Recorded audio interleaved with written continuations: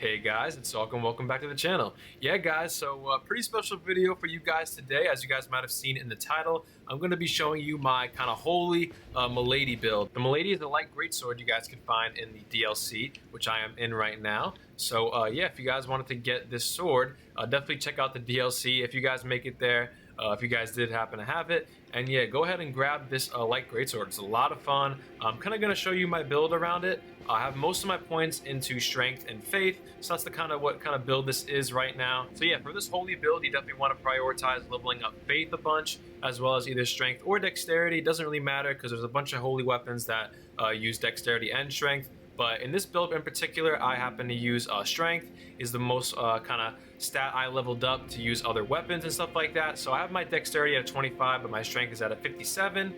So I've used a couple of other things that, you know, scale with dexterity, but mainly anything with strength or faith as the kind of most best scaling thing for that type of weapon.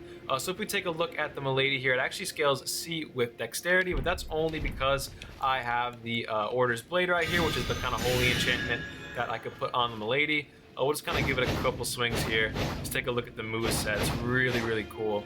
I really like this kind of light greatsword moveset right here.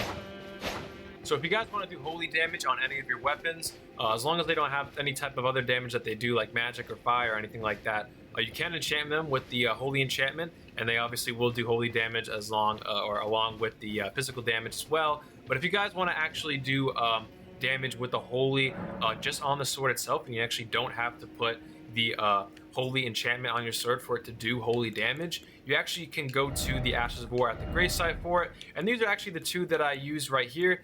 This is the Ash of War aspects of the Crucible wings, so we'll equip that right now. We'll actually put the sacred on it. We'll just show you that real quick. This is kind of the main one I use. It's really cool. You kind of fly back a little bit and then lunge forward with a big strike. Obviously you got the wings, of course. But yeah, it looks really, really dope. The other one that I would say is viable, of course, I don't have every one that might scale with faith here, but the other one that I would maybe use here is this one as well, just so you can get the golden vow off.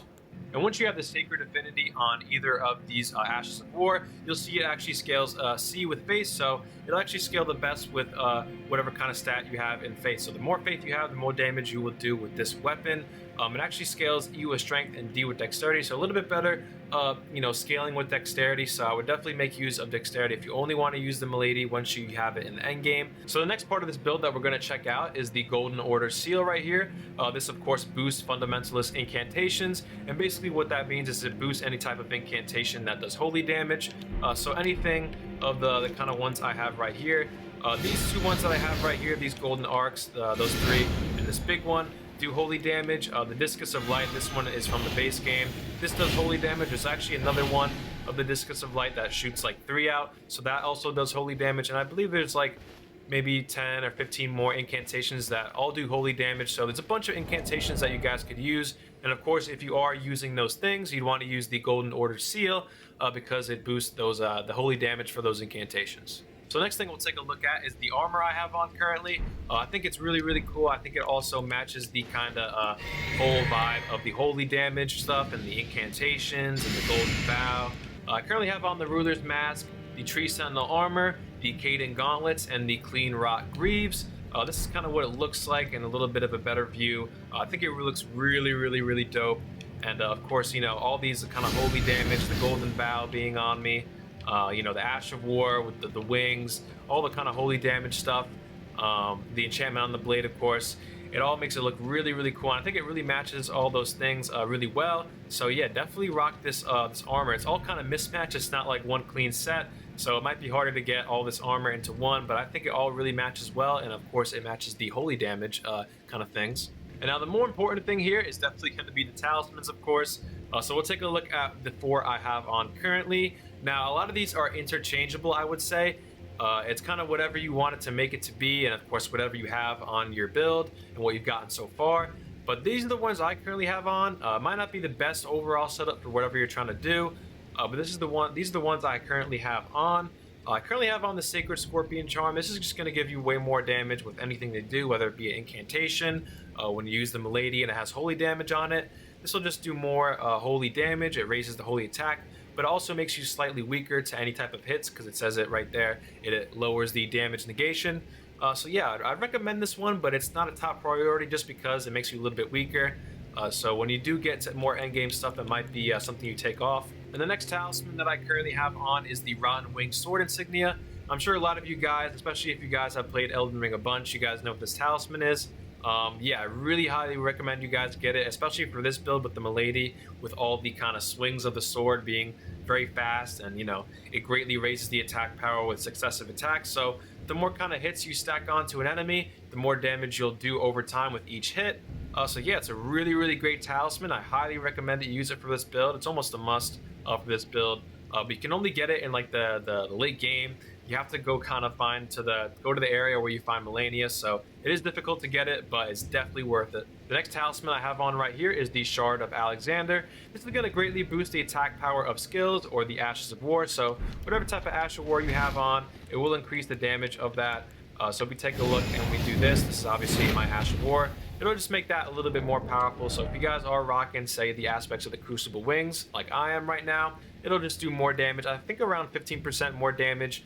So yeah, a pretty good bonus of damage right there. And so yeah, you really can't go wrong with that talisman, guys. And then the last talisman I have on currently is the Two Fingers Heirloom. You can actually get this really early in the game, and I highly recommend you guys get it early in the game if you guys are running this build.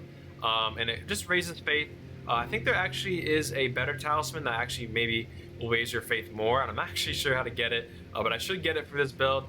But yeah, this talisman is going to be great. Just raises your faith a little bit for your faith stat, obviously. Just makes you do a little bit more damage with your weapon, so you can't really go wrong. And for the Wondrous Physick, guys, I have the Faith Not Crystal tier, and I also have the Holy Shroud and Crack tier. So yeah, these are going to be the main two ones that you guys should use for this build for your Physick. And two other tiers that I think are viable as well is the Cerulean Crystal tier. That'll restore half of your FP, and also the Cerulean Hidden tier. This eliminates all FP consumption for like 5 to 10 seconds. So if you want to get some Ashes of War off or any incantations off in a very short amount of time, and you know you don't have to worry about FP, this is also great as well. So yeah, guys, I think I touched bases on all the things about this build.